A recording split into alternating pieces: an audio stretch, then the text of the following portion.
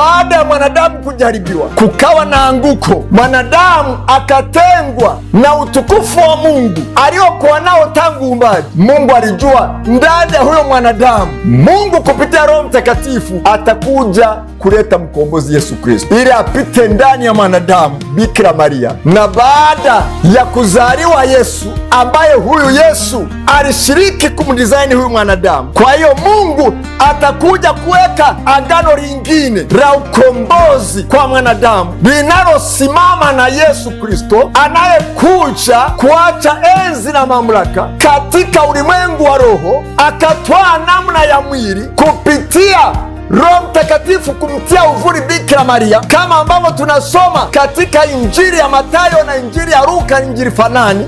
Na basi huyu Mungu atajifunua katika ukombozi kama Mungu Mwana, atakuja kubeba nafsi hai ya huu mwili ili aje amkomboe huyu mwanadamu kupitia kazi ya msalaba.